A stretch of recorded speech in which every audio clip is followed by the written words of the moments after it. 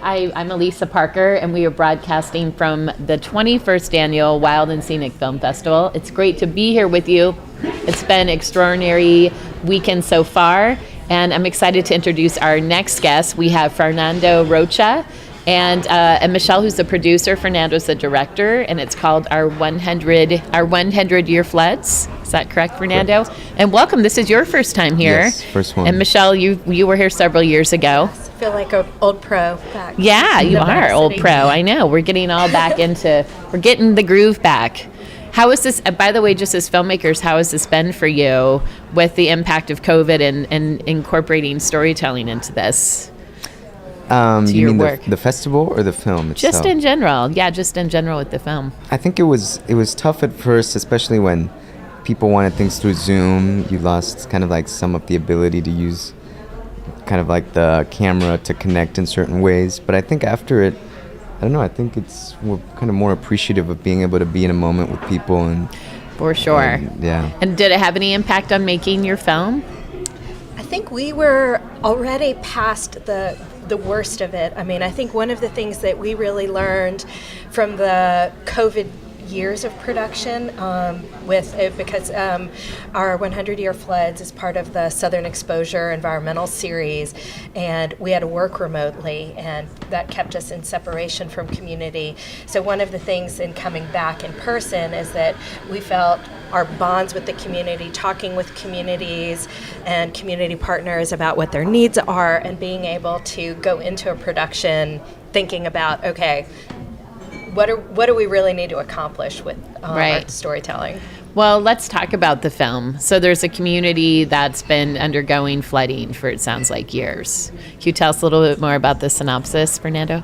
Yeah, so basically we look at two communities in Alabama, one in Gadsden and one in Birmingham, and it's about the intermixing of redlining and a series of kind of like historical issues, and then the aging infrastructure mixed with the increased rains and current climate-related issues, and it's all kind of comes together.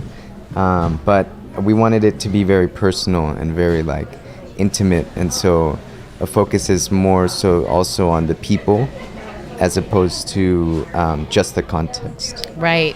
And what you talk about, there's also some racially charged situations going on as a result of this. Can you talk about that as well?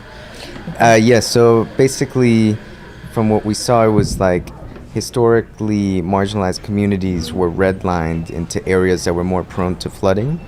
So when you say red line, like their zoning? Yes. Yes. Okay. So they literally were maps during the era of segregation that marked where people could legally live. Wow. So black communities had been redlined, and those red lines on maps were indicators for banks not to issue loans. Wow. But they had major environmental impact that very often we'd see black communities, majority black communities, designated for housing in areas that were really prone to environmental impacts. So in some ways that could be industrial pollution, it could be a floodplain.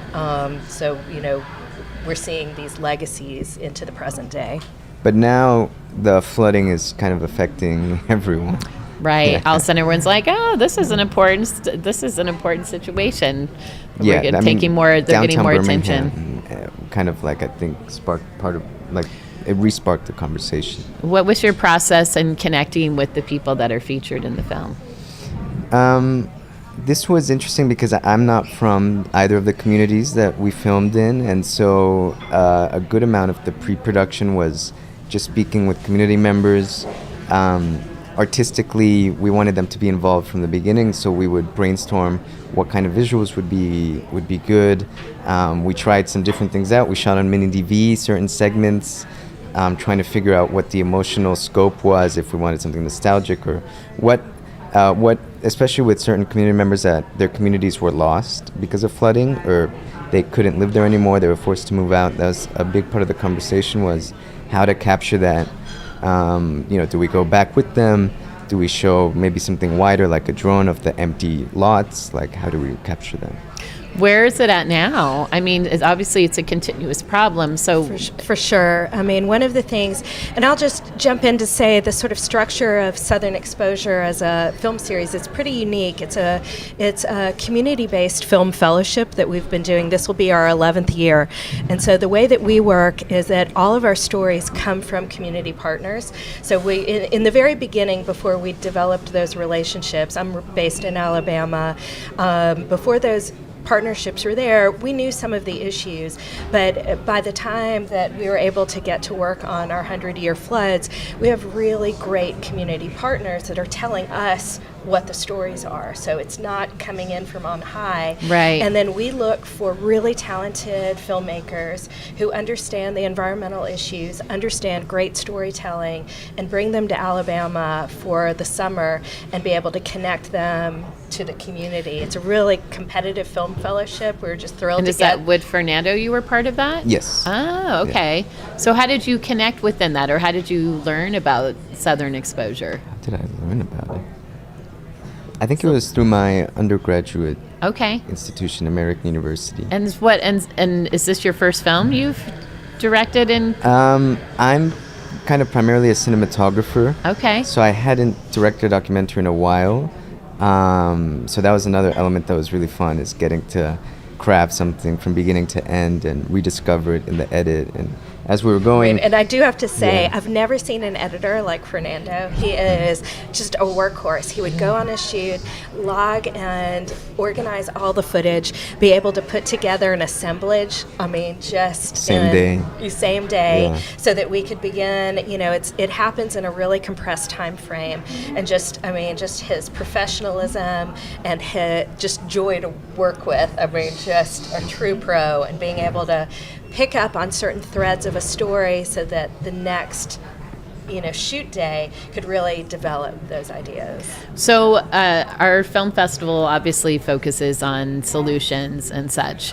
What do you want the takeaway for the audience who's watching it over this weekend to be?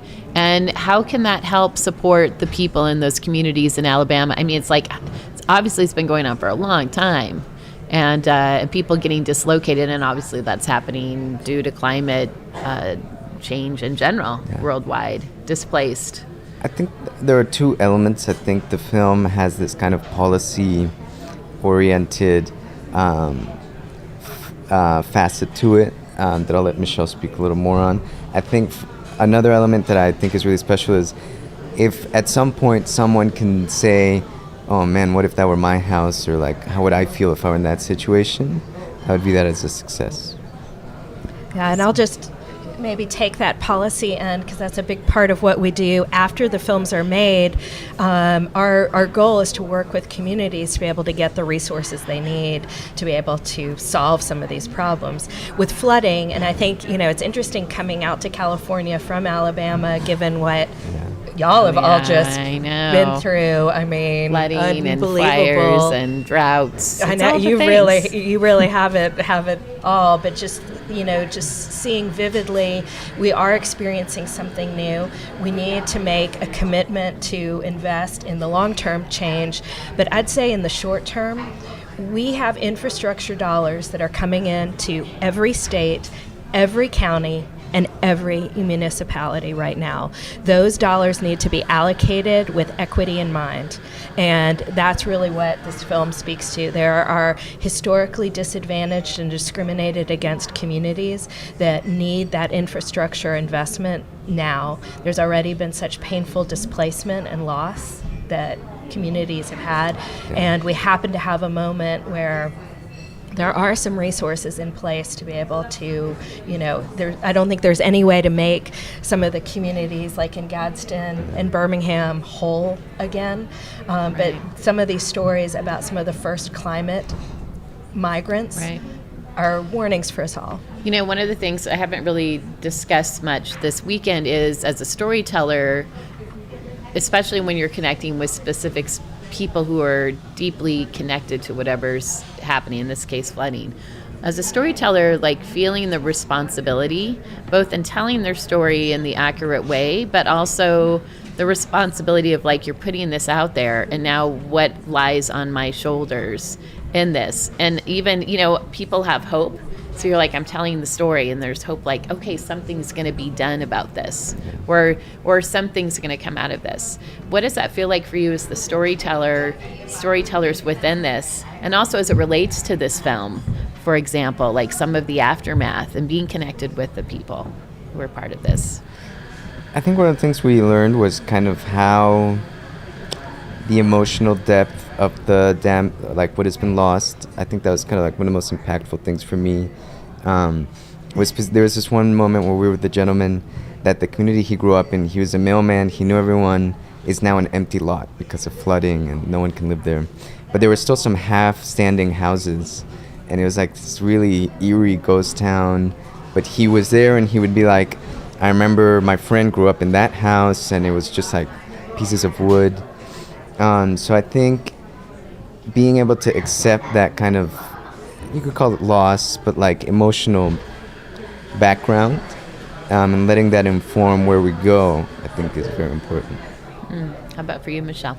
I mean, one of the things that I really love about Fernando's filmmaking style is that he was able to honor that loss on screen and be able to, allow a space for a certain amount of grief and recognition that this is something that happened, and that we can't just ignore it out of sight, out of mind. And and to me, I think the other aspect of telling these stories using film is that it connects the dots. People might see a flooding incident here or a flooding incident there, but really helping to understand how your local area fits in with something that's much, much larger and that we need to collectively address. It's a collective issue, and we are all connected globally. Well, Michele and Fernando, it's great to have you back here, and welcome, Fernando, to Wild and Scenic. It's an honor to have you here. And 100 Years Fled is the film, and it's screening still. You can still catch it. And thank you so much for taking the time to join us today, and keep us posted and updated, and especially some of the other films, too, that are coming out of Southern Exposure. But great to have you here. I'm Elisa Parker. It's the Wild and Scenic Film Festival, and we will be back in just a bit.